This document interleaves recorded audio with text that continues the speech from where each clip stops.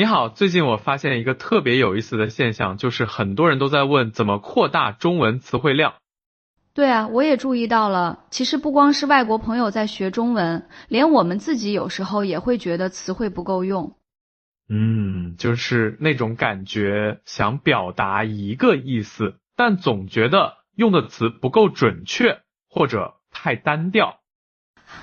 我特别有感触，有时候写个东西，发现自己老是用那几个词很好，不错，挺棒的，感觉词汇贫乏的不行。对对对，就是这种感觉。所以今天我们就来聊聊这个话题，看看有什么好方法能帮大家扩大中文词汇量。我觉得最直接的方法还是多读书，这个听起来很老套，但真的有用。阅读确实是最有效的方法之一。我记得以前有个同事，他特别爱看小说，各种类型的都看，后来发现他说话特别有意思，用词很丰富。是的，而且不同类型的书能接触到不同领域的词汇，比如你看科幻小说会遇到很多科技类的词汇，看历史小说又会接触到古代的一些表达方式。对，这就是为什么建议大家要广泛阅读，不要只盯着一个类型看，报纸、杂志、网络、文章都可以。不过我觉得刚开始的时候还是要选择适合自己水平的材料，如果一篇文章里有太多不认识的词，读起来会很痛苦。这个建议很实用，可以从相对简单的开始，然后慢慢增加难度。比如先看一些通俗易懂的散文，再去挑战比较深奥的文学作品。还有一个小技巧，就是遇到不认识的词的时候，先别急着查字典，可以根据上下文猜一猜意思。这个方法我也用过，挺有效的。通过上下文推测，能加深对词汇的理解。当然，猜完之后还是要查一下，看看自己猜的对不对。对，而且我建议准备一个生词本，把遇到的新词记下来，没事儿的时候翻翻看。生词本这个方法很经典，不过现在有很多手机应用也能帮助记单词，比较方便。科技确实让学习变得更便利了。说到记忆方法，我觉得死记硬背效果不太好。对，纯粹的死记硬背确实比较枯燥，而且容易忘。我比较推荐联想记忆法，怎么联想呢？就是把新词汇和你已经知道的事物联系起来。比如说翠绿这个词，你可以想象春天刚发芽的柳树叶子，那种嫩绿的颜色。哦，这样记忆确实更生动。我还听说过一个方法，就是把词汇分类记忆。对对，分组记忆法，比如把表示颜色的词放在一起，把表示情感的词放在一起，这样记起来更有条理。还有一个特别有用的方法，就是学习汉字的构词规律。中文很多词都是由不同的汉字组合而成的。这个很重要。比如你知道心这个字，就能理解心情、心理、心思这些词的大概意思。是的，掌握了一个汉字的基本含义，就能推断出很多相关词汇的意思，这比单纯背词汇要高效得多。不过光记住词汇还不够，关键是要会用。对，学以致用嘛。我觉得最好的练习方法就是多和人交流。在实际对话中使用新学的词汇，能帮助你更好地掌握它们的用法，而且在交流中，你还能学到别人使用的词汇。对，特别是和不同背景的人聊天，能接触到各行各业的专业词汇。还有写作练习也很重要，可以试着用新学的词汇写日记或者短文。这个建议很好。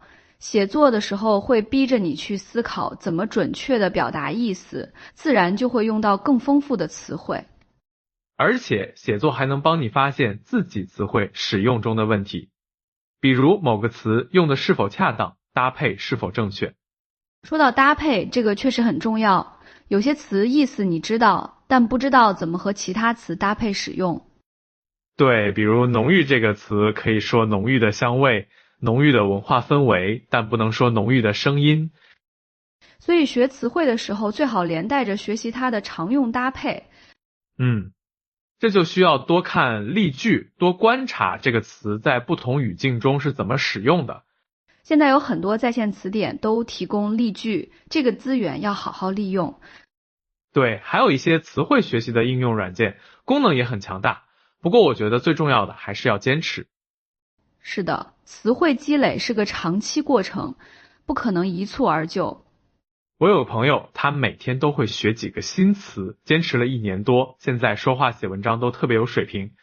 这就是积少成多的效果，每天学一点，时间长了就是很大的进步。而且我觉得学词汇不能太功利，要带着好奇心去学。怎么说？就是要对语言本身感兴趣，比如遇到一个有趣的词，会想知道它的来历，它为什么是这个意思。哦，这样学习会更有趣味性。我记得拍马屁这个词第一次听到的时候就很好奇，为什么拍马的屁股会变成奉承的意思？哈哈，对，了解词汇的来源和演变过程，能让你记得更牢，用得更准确。还有一个方法我觉得挺有效的，就是看电影电视剧的时候注意台词。这个方法很实用，影视作品的台词通常比较生活化，能学到很多日常用语。而且有情节和画面帮助理解，记忆效果会更好。对，特别是一些经典的台词，印象特别深刻。比如做人如果没有梦想，跟咸鱼有什么分别？这句话确实很经典，通过这种方式学到的词汇往往记得特别牢。还有听相声、看脱口秀也是不错的选择。这些节目的语言通常很丰富，而且幽默有趣。对，而且能学到很多俏皮话和流行语，不过要注意分辨，有些网络流行语可能不太适合正式场合使用。这个提醒很重要，学词汇的时候要注意语体和使用场合。是的，同样的意思，在不同场合可能要用不同的词汇来表达。比如表示很好，在日常聊天中可以说挺棒的、超赞，但在正式文件中可能要用优秀、卓越。所以学词汇的时候也要学习它们的使用语境。对，这就需要多观察、多实践，在不同的场合尝试使用不同的词汇。我觉得还有一个很重要的点，就是要培养语感。语感确实很重要，有了好的语感，就能感觉出哪个词用在这里合适，哪个不合适。语感怎么培养呢？我觉得还是要多接触优秀的中文作品，读得多了，听得多了，自然就有感觉了。对，就像学音乐一样，听得多了就能分辨出什么是好的旋律。而且要注意模仿，看到好的表达方式，可以试着在自己的表达中使用。不过模仿的时候要注意，不能生搬硬套，要理解了再使用。对，要真正理解词汇的含义和用法，而不是只记住表面的形式。说到这里，我想起一个问题，有些人担心自己的方言口音会影响词汇学习。这个担心其实没必要，方言和普通话在词汇上确实有差异，但这不是障碍，反而是优势。怎么说？方言中有很多生动有趣的表达方式，可以丰富你的语言储备。关键是要学会在不同场合使用不同的表达方式。对，而且很多方言词汇其实很有表现力，比普通话的表达更生动。是的，所以不要排斥方言，而是要学会灵活运用。我们刚才说了这么多方法，我觉得最重要的还是要持之以恒。对，词汇积累不是一朝一夕的事情，需要长期坚持，慢慢积累。而且要保持学习的热情，如果把学词汇当成负担，效果肯定不好。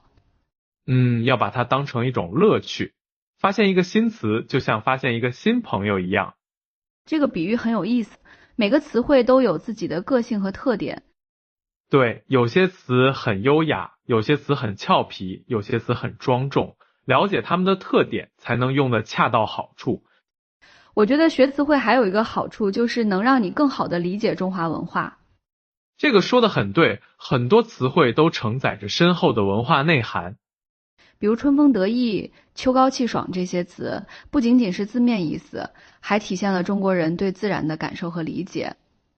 对，学词汇的过程，也是了解文化的过程。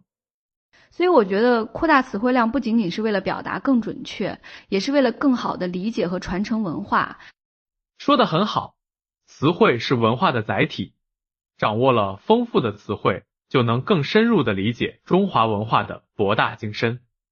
那我们来总结一下今天说的这些方法吧。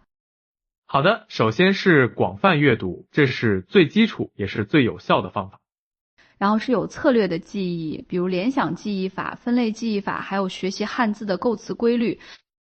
接下来是积极运用，通过交流和写作来练习使用新学的词汇。还有借助各种工具和资源，比如词典、学习软件、影视作品等。最后是培养语感和语境意识，这需要长期的积累和实践。总的来说，扩大词汇量是一个系统工程，需要多管齐下。对，而且最重要的是要坚持，每天进步一点点，时间长了就会有很大的收获。我相信只要大家按照这些方法去做，一定能够有效地扩大自己的中文词汇量。让我们的表达更加丰富多彩，让我们的思想更加准确地传达。好了，今天的分享就到这里。如果你觉得这些方法对你有帮助，不妨分享给身边的朋友。是的，一起学习，一起进步，我们下次再聊。再见。